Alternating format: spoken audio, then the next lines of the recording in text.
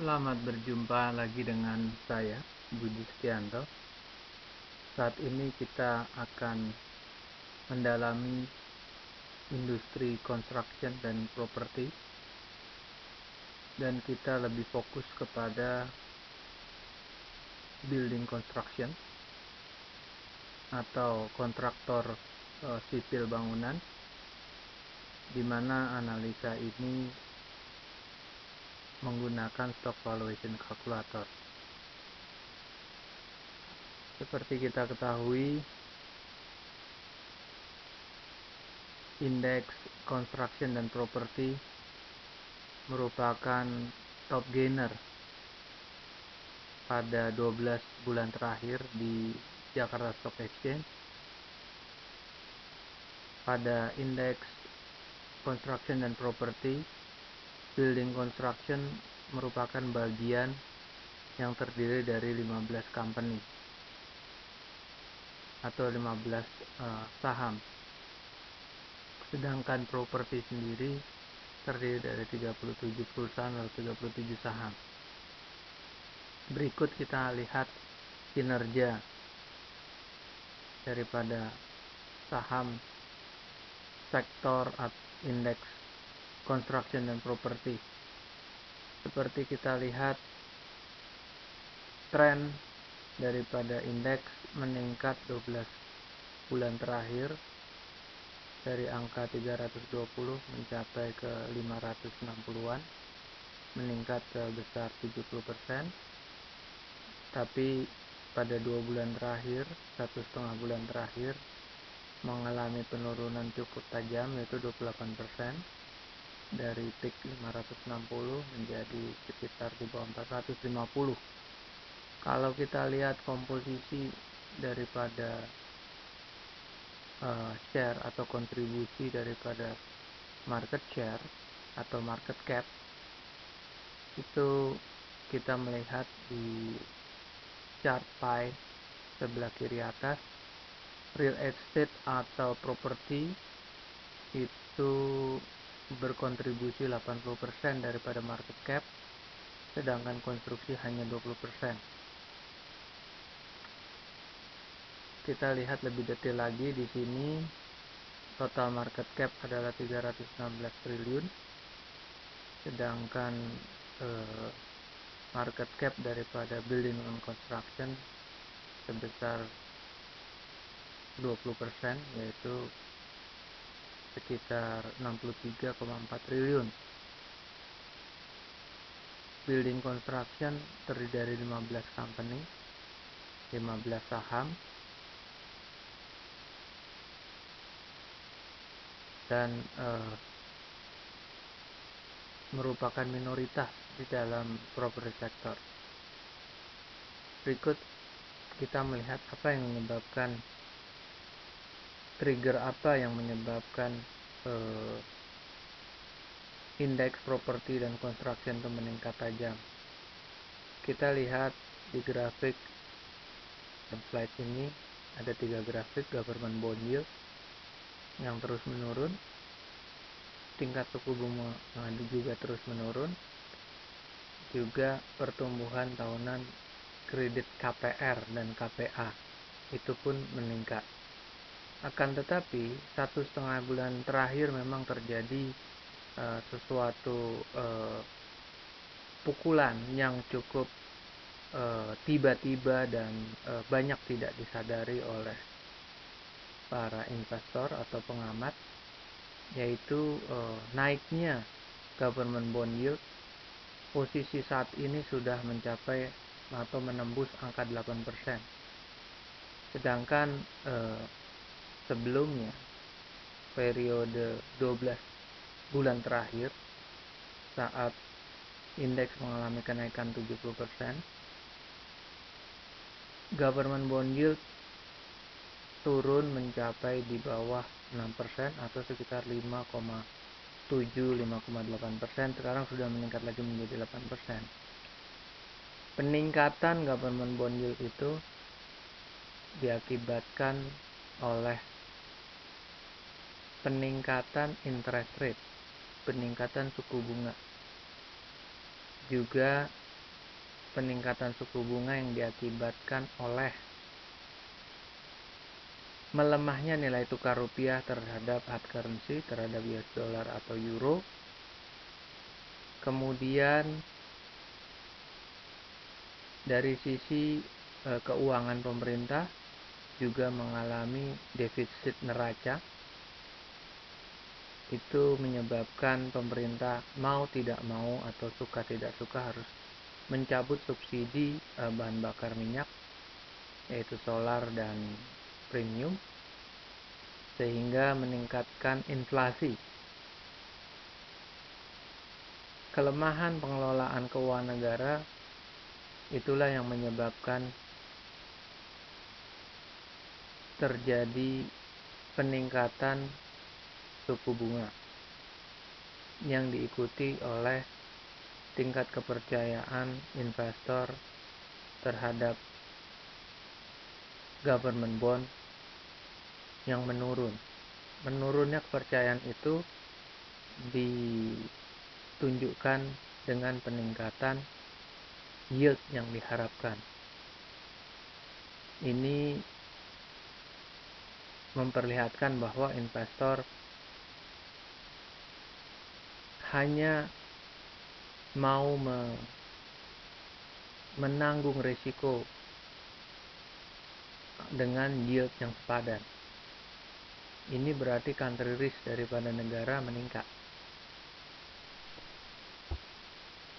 Kemudian kita melihat saham per saham daripada sektor building construction. Di situ terdiri dari, seperti kita sebut tadi, ada 15 perusahaan. Di dalam chart atau table ini kita mensortir berdasarkan aset.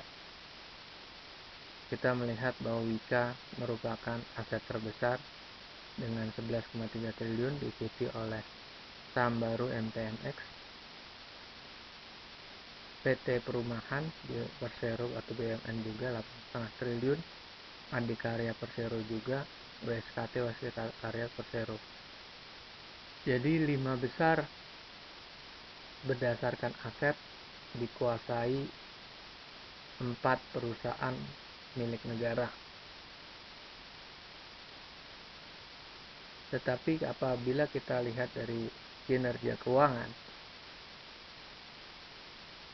dari sisi rasio return on asset ROA dan ROE, kita lihat terutama ROE sangat rendah, di bawah 5%. Wika mencetak ROE yang cukup tinggi 28%, MPNX juga 22%, PTPP 19%. Kalau dilihat dari debt equity ratio, semuanya tinggi semua. Semuanya udah di atas industri average, artinya sangat berisiko terhadap utang piutang mereka. Kalau kita lihat 5 besar dari segi profitability, net profit margin mereka sangat tipis, di bawah 5%, hanya Wika yang 7%. Dan kalau kita lihat gross margin pun itu kecil sekali, apalagi Adikarya hanya cuma 8%. Jadi prospeknya tidak menarik. Prospek ke depan juga sangat meragukan. Tapi satu perusahaan yang kami highlight dengan background hijau adalah Duti atau Duta Pertiwi. Ini perusahaan real estate, konstruksi ya. Itu mencetak return on asset dan ROE yang kurang lebih hampir sama, 10%, 13%. Kita melihat gross marginnya 70%, dan profitability atau net profit margin adalah 44%. Dan DER-nya itu konservatif sekali, di bawah setengah, 0,3. Sedangkan yang kami highlight dalam background abu-abu ada 5 perusahaan, SSIA, GTRA. SSIA termasuk yang medium cap, GPRA, Gamma termasuk medium small cap, Omre dan FMI small cap. Small cap di bawah 1 triliun dan Gamma GPRA di atas sedikit 1 triliun atau di bawah 1,5 triliun. Mereka SSIA medium big cap mencetak 17% ROA dan ROE 10%. Gross margin dan net profit margin sama 19%. DER-nya di atas 1,5. GPRA Gamma dengan aset di bawah 1,5 triliun. DER-nya di bawah 1. Mereka cukup bagus di dalam profitability meskipun mereka tergolong dari kategori small medium cap, tapi sebenarnya fundamental mereka bagus. Omre dan FMI ini small cap di bawah 1 triliun, ROE sangat-sangat rendah dan ROA sangat rendah meskipun dari konservatif. Gross marginnya besar 50%, tapi profitability-nya jauh di bawah itu. Dan terlebih lagi dua perusahaan ini meskipun punya gross margin yang bagus 50%, tapi working capital-nya negatif, artinya hutang jangka panjang sangat besar. Kalau kita lihat dari perusahaan lainnya yang tidak kita mark dalam hijau atau abu-abu, untuk saham small medium cap itu rata-rata profitability-nya sangat-sangat rendah, malah ada yang negatif.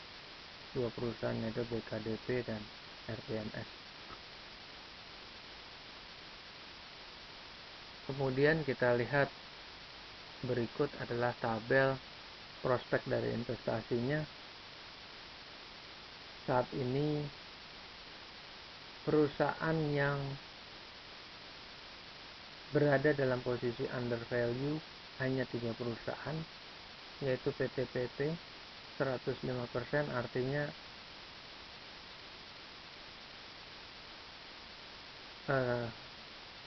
valuasi lebih tinggi daripada harganya meskipun hanya selisih 5%. Duty